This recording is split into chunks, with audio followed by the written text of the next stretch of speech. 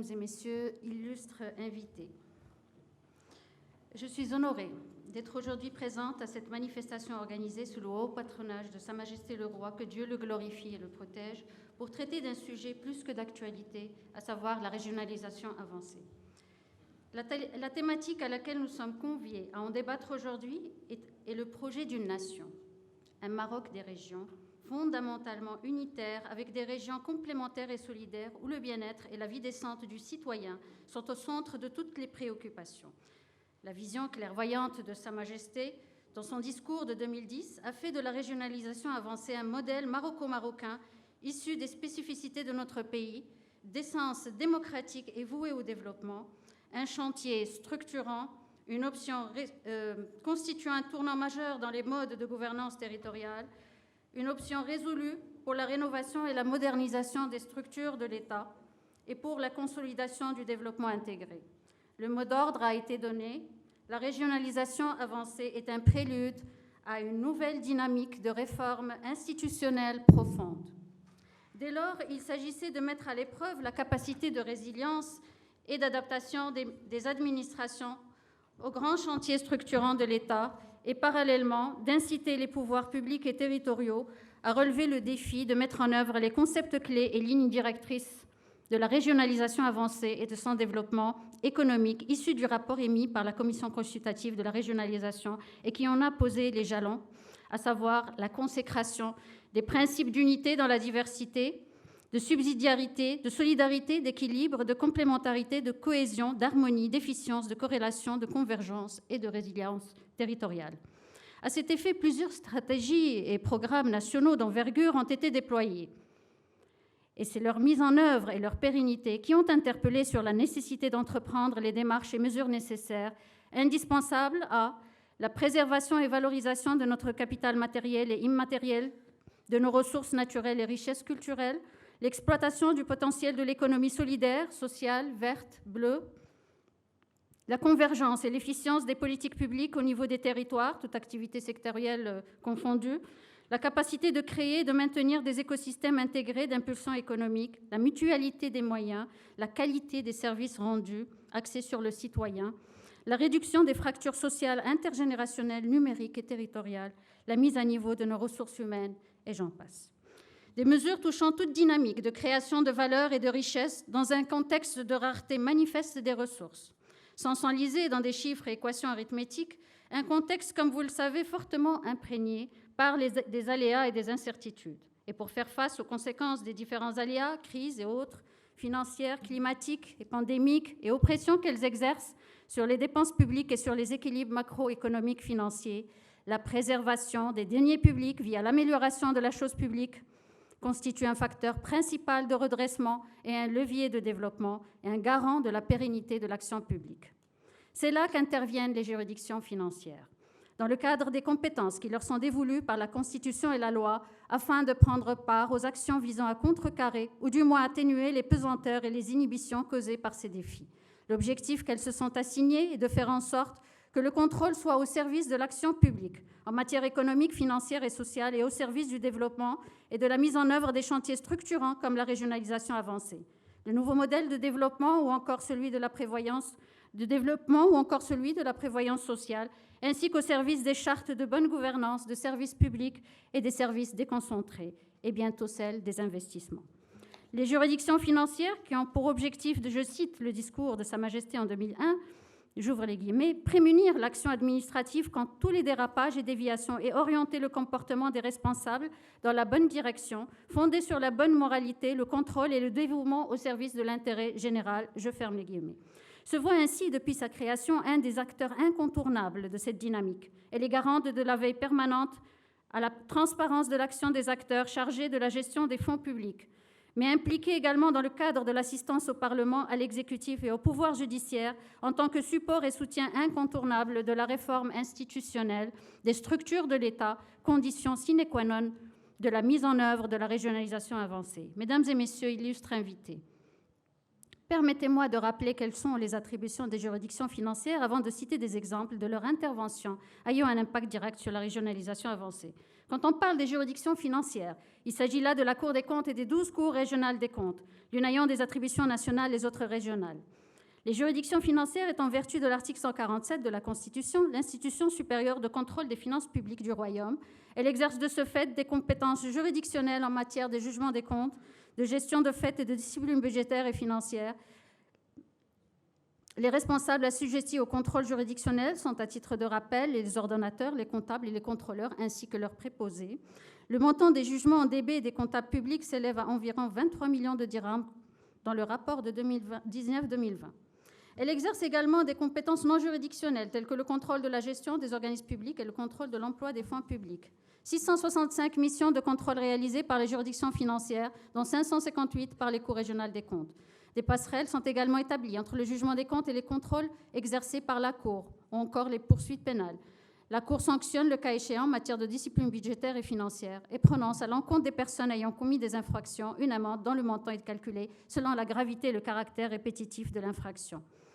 Également, la Cour des comptes peut ordonner le remboursement des sommes indues si elle établit que les infractions commises ont causé une perte à l'un des organismes soumis à son contrôle. Elle ordonne à l'intéressé le remboursement à cet organisme de sommes correspondantes en principal et intérêts. Les intérêts sont calculés selon le taux légal à compter de la date de l'infraction. Ces arrêts ont comporté également, dans certains cas, des condamnations pécuniaires consistant à rembourser des montants, bien entendu, par les organismes concernés du fait des irrégularités établies. Elle assiste le Parlement dans le domaine de contrôle des finances publiques et le gouvernement dans le domaine relevant de sa compétence en vertu de la loi. Elle apporte aussi son assistance aux instances judiciaires. Elle exerce d'autres missions qui lui sont confiées par la Constitution et la législation en vigueur, notamment le contrôle et le suivi des déclarations obligatoires du patrimoine. Notre rapport fait état de 339 236 déclarations depuis 2010, non inclus la dernière campagne, et d'environ 97 973 déclarants. L'audit des comptes des partis politiques également, et la vérification de la régularité des dépenses des opérations électorales. À cet égard, les montants à restituer au Trésor public ont atteint entre 2020 et 2022 environ 42 millions de dirhams, dont 10 restent toujours à restituer. Quant aux cours régionales des comptes, elles ont été créées par le Code des juridictions financières à des fins de renforcement du contrôle de proximité. En effet, la création des cours régionales des comptes traduit la volonté des pouvoirs publics d'instaurer un contrôle décentralisé portant sur la gestion des finances publiques locales. Cette création a permis la transposition au niveau local des compétences de la Cour des comptes en matière de jugement des comptes, de discipline budgétaire, financière et de contrôle de la gestion. La Constitution de 2011 les a chargées d'assurer le contrôle des comptes et de gestion des régions et des autres collectivités territoriales et de leurs groupements. Elles aussi sanctionnent, le cas échéant, les manquements aux règles. La Cour des comptes soumet au roi un rapport annuel sur l'ensemble de ses activités qu'elle transmet également au chef du gouvernement et au président des deux chambres du Parlement. Ce rapport est publié au bulletin officiel du Royaume. Durant cette année, le rapport d'activité de la Cour des comptes au titre de 2019-2020, présenté par Madame le Premier Président, Madame Zineb El Adaoui, le 11 mai dernier, lors d'une séance plénière commune des deux chambres du Parlement qui lui ont été consacrées. Il comprend 34 synthèses thématiques classant selon une approche sectorielle couvrant les secteurs issus des 665 missions évoquées,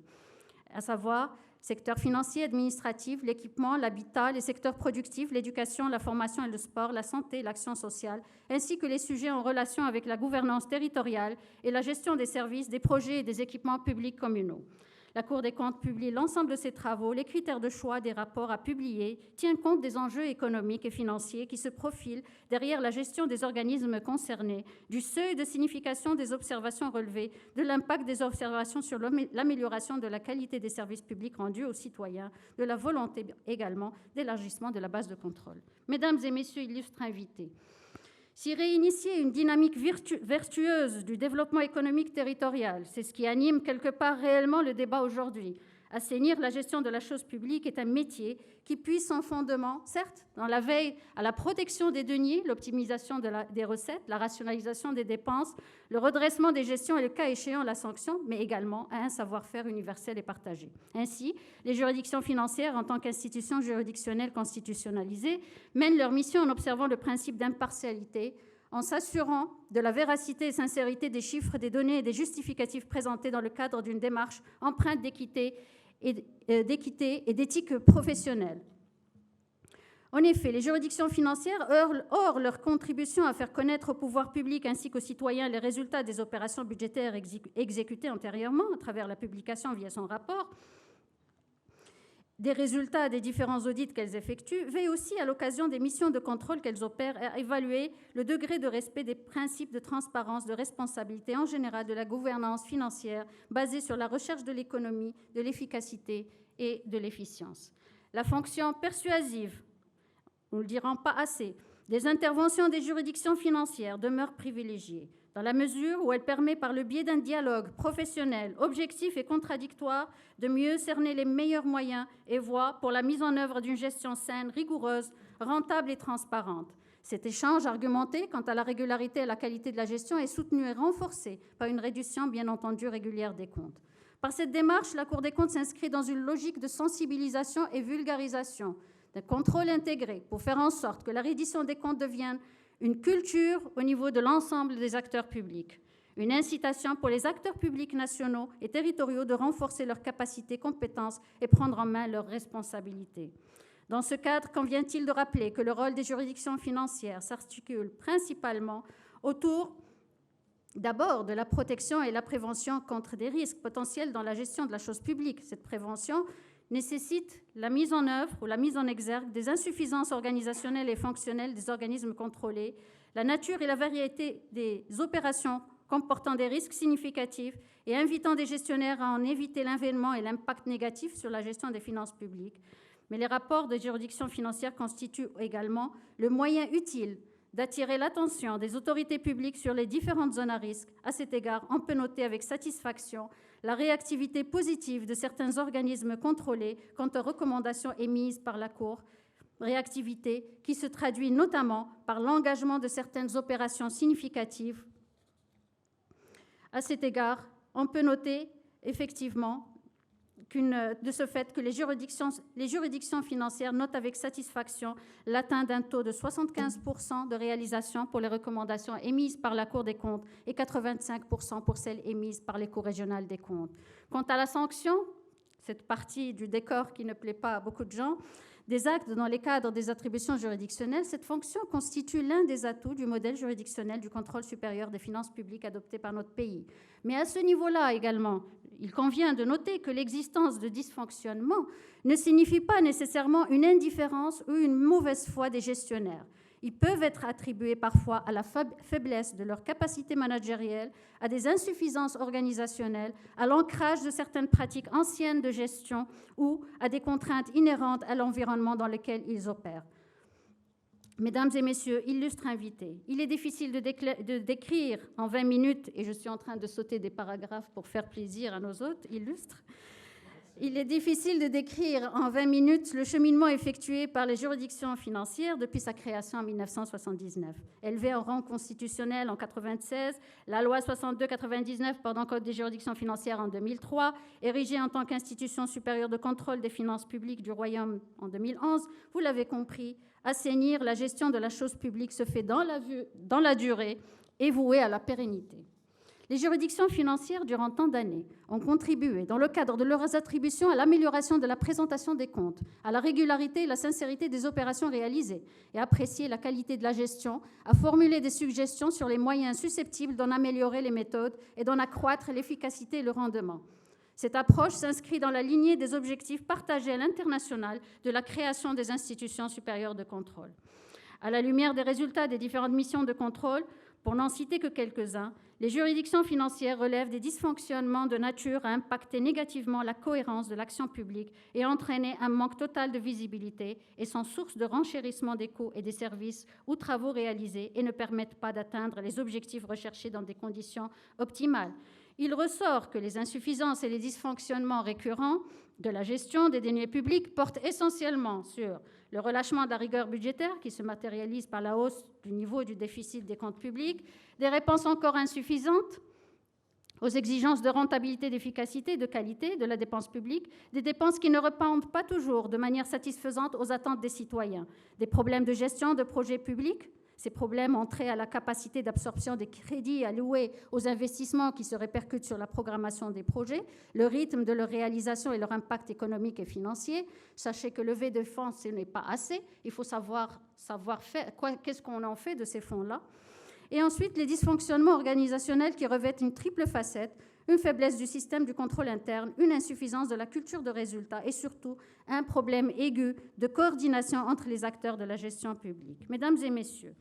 illustre audience, à l'échelle de l'État, la gestion axée sur le résultat et la gestion axée sur la performance sont des gages de la réussite de la régionalisation avancée. La logique des résultats se substitue à la logique des moyens et une culture managérielle au service des citoyens remplace l'approche juridique et technique du fonctionnement de l'administration. En matière d'évaluation des programmes publics ayant des retombées directes en termes d'investissement, notamment régionaux, la Cour a procédé à l'évaluation de la réalisation d'importants programmes dans le cadre des stratégies sectorielles, telles que l'agriculture à travers le plan Maroc vert, le programme de développement rural, zones montagneuses, l'industrie à travers le plan d'accélération industrielle, le tourisme à travers la vision 2020, le bâtiment, l'urbanisme, les villes sans bidonville, l'emploi, etc. Des réformes administratives, le Maroc numérique, le service public en ligne, le programme des ODD, Objectifs de développement durable, les conventions, partenariats, gestion de contentieux de l'État, des collectivités territoriales, stratégie d'octroi des subventions aux associations, les AREF, les universités, les hôpitaux, organismes de prévoyance sociale. Je vous renvoie vers les rapports publiés sur notre site. La Cour a interpellé à l'adaptation et à l'actualisation des stratégies sectorielles avec la participation des acteurs économiques et sociaux, ainsi que l'amélioration des climats des affaires, ce qui permettra à l'entreprise nationale de reprendre son dynamisme avec des impacts positifs attendus sur l'augmentation du rythme de croissance et la création d'emplois, irrémédiablement l'effet levier sur le développement économique des territoires et sur l'intégration d'une large couche de citoyens dans une société solidaire et inclusive. Quant aux établissements publics, aux entreprises et établissements publics avec leurs démembrements régionaux, une attention particulière leur a été réservée compte tenu de l'importance de leur rôle dans la dynamique de développement du pays depuis plusieurs années. Cet intérêt a débouché sur différentes actions, réforme du cadre juridique et institutionnel de certaines entités, amélioration des dispositions et conditions de conclusion de contrats programmes avec les établissements publics à dimension stratégique, entreprises, établissements publics à dimension stratégique, réforme du contrôle financier de l'État, cadre juridique de la gestion déléguée et du partenariat public-privé, pilotage et exécution des politiques publiques, modernisation de la gouvernance et j'en passe. Sans oublier qu'en matière de services publics, l'instauration des objectifs du Code de la bonne gouvernance dans la loi 59-19 n'est que le fruit de la compilation des recommandations récurrentes émises par les juridictions financières devant tant d'années. Mesdames et messieurs, illustres invités, quant aux collectivités territoriales, de par l'importance des moyens financiers qui sont mis à leur disposition et vu la part qu'elles représentent dans les grands agrégats de l'économie nationale, sont appelés à répondre aux exigences du développement économique et social de notre pays, en s'inscrivant davantage dans une logique de bonne gouvernance de proximité à travers l'amélioration des services rendus aux citoyens et le drainage de leurs investissements vers des projets productifs, et ce, tout en respectant les règles de rationalité et de transparence dans la gestion. L'empreinte des cours régionales des comptes est là, et depuis, elles ont pu se distinguer non seulement par l'approche méthodologique qui caractérise l'exercice de leurs attributions et qui repose sur l'impartialité et l'objectif, cité tout à l'heure, mais surtout par les résultats enregistrés par les différentes missions de contrôle. En termes d'investissement public, notamment sur le plan économique et social, les cours régionales des comptes ont mis en évidence diverses insuffisances dans la gestion des projets publics ayant un caractère économique, social, sanitaire, éducatif, culturel et sportif, sans pour autant englober les projets de restructuration et ceux relatifs à l'infrastructure. La situation des projets en difficulté, arrêtés en 2020, est de 2637 projets pour un montant global estimé à 19,4 milliards,